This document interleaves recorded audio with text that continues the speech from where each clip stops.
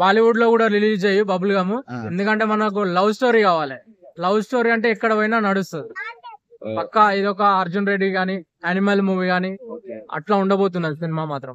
ఆ royal Enfield మీద మాత్రం ఎంట్రీ మాత్రం మనోడు లాస్ట్ మూమెంట్ వస్తూ ఉంటాడు. అదొక ఫిక్స్. అదే ఒక ఆ ట్రైలర్ దానికోసమే చూసిన నేనైతే ఒక 2 times 3 times. అంటే నువ్వు ఈ సినిమా కోసం వెయిట్ చేస్తున్నావా? ఖచ్చితంగా ఈగర్లీ వెయిటింగ్ చేస్తున్నా. ఖచ్చితంగా రేపు చూడాల్సిందే సినిమా కూడా.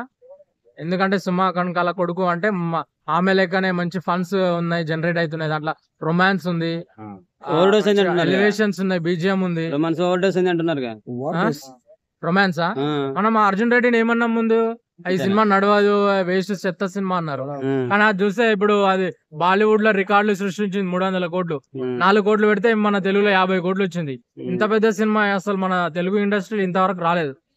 అలాంటి మళ్ళీ సందీప్ రెడ్డి వంగానే మళ్ళీ ఎనిమల్ ని కొట్టిండు. అదే విధంగా సేమ్ యాజ్ ఇట్ ఈస్ గానే ఉంటది అది కూడా ఎనిమల్. కాబట్టి మనం చెప్పనవసరం లేదు, స్టోరీ కంటెంట్ ఉంటే చాలు మనకు. ఇప్పుడు కాశ్మీర్ ఫైల్ చూసుకో, 15 కోట్లు పెట్టి 400 కోట్లు వచ్చినాయి. కాంతారా చూసుకో, మనకు 400 కోట్లు వచ్చినాయి. పెద్ద పెద్ద సినిమాలన్నీ కంటెంట్ ఉండాలి, ప్లస్ స్టోరీ ఉంటే చాలు భయ్య. మన తెలుగు ఎక్కడున్నా సరే సినిమాని పక్కా ఆదరిస్తారు, చూస్తారు. సుమక్క కొడుకు శుభార్త ఇస్తాడా మరి రేపు? ఖచ్చితంగా తగ్గేదే లేదు. మనోడు మాత్రం ఇరగ కొట్టేస్తున్నాడు సినిమా మాత్రం. జోపేట రాజీవ్ కనకాల కొడుకు రాజులాగా వెళ్తాడంట ఇండస్ట్రీ. ఖచ్చితంగా వెళ్తాడు. మనోడికి మంచి హీరో కుమారుడు వచ్చిందని చెప్పుకోవచ్చు. ఎందుకంటే మనోడు కూడా మస్తు సినిమాలలో విలన్ ట్రై చేసిన వాళ్ళ డాడీ. కాబట్టి ఆయన కూడా మంచి రోల్ గా మంచి రోల్ చేసిండు. కాబట్టి మనోడు కూడా ఖచ్చితంగా హీరో వచ్చింది గట్టిగా ఇచ్చి పాడేస్తుండు.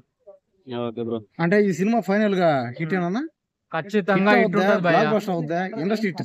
ఇండస్ట్రీ హిట్ అని చెప్పాను, కానీ ఆయన కెరీర్ లో మాత్రం స్టార్టింగ్ లోనే మాత్రం మంచి హిట్ అని చెప్పుకోవచ్చు.